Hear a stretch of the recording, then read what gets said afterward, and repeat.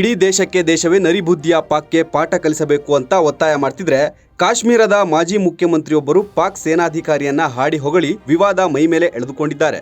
ಹೌದು, ಜಮ್ಮು ಕಾಶ್ಮೀರದ ಮಾಜಿ ಸಿಎಂ ಮೆಹಬೂಬಾ ಮುಫ್ತಿ ಪಾಕ್ ಸೇನಾಧಿಕಾರಿ ನಡೆಯನ್ನ ಶ್ಲಾಘಿಸಿದ್ದಾರೆ. ಪಾಕಿಸ್ತಾನದ ವಾಯುಪಡೆಯ ಸಾರ್ವಜನಿಕ ಸಂಪರ್ಕದ ಮಹಾನಿರ್ದೇಶಕ air vice marshal Aurangzeb Ahmed ನಡೆ ಬಗ್ಗೆ ಹೊಗಳಿ ಭಾರತೀಯರ ಕೆಂಗಣ್ಣಿಗೆ ಮುಫ್ತಿ ಗುರಿಯಾಗಿದ್ದಾರೆ.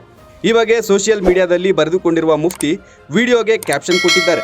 ನಮ್ಮ ದೇಶದಲ್ಲಿ ಮತಾಂಧ ಗುಂಪುಗಳು ಅಂಗಡಿಗಳನ್ನು ಧ್ವಂಸ ಮಾಡ್ತಿದ್ರೆ, ಮಸೀದಿಗಳನ್ನು ಕೆಡವುತ್ತಿವೆ ಮತ್ತು ಸತ್ತಿರುವ ಮೊಘಲ್ ಚಕ್ರವರ್ತಿ ಔರಂಗಜೇಬನನ್ನ ಶಿಕ್ಷಿಸಲು ಸಮಾಧಿಗಳನ್ನು ಅಗೆಯುತ್ತಿವೆ.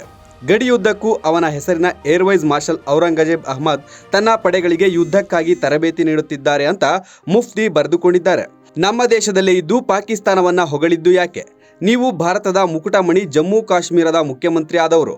ಯುದ್ಧದ ಸಮಯದಲ್ಲಿ ಹೇಗೆ ವರ್ತಿಸಬೇಕೆಂದು ಗೊತ್ತಿಲ್ಲವೇ ಅಂತ ಸೋಷಿಯಲ್ ಮೀಡಿಯಾದಲ್ಲಿ ಆಕ್ರೋಶ ವ್ಯಕ್ತವಾಗ್ತಿದೆ. ಲೇಟೆಸ್ಟ್ ಹಾಗೂ ಇಂಟ್ರೆಸ್ಟಿಂಗ್ ಸುದ್ದಿಗಳಿಗಾಗಿ ಬಾಸ್ ಟಿವಿ ಕನ್ನಡ ಚಾನೆಲ್ನ ಸಬ್ಸ್ಕ್ರೈಬ್ ಮಾಡಿ. ಹಾಗೆಯೇ ಬೆಲ್ ಐಕಾನ್ ಪ್ರೆಸ್ ಮಾಡಿ. ಇದರ ಜೊತೆಗೆ ಫೇಸ್ಬುಕ್, ಇನ್ಸ್ಟಾಗ್ರಾಮ್, ಎಕ್ಸ್ನಲ್ಲೂ ಮಿಸ್ ಮಾಡದೆ ಫಾಲೋ ಮಾಡಿ.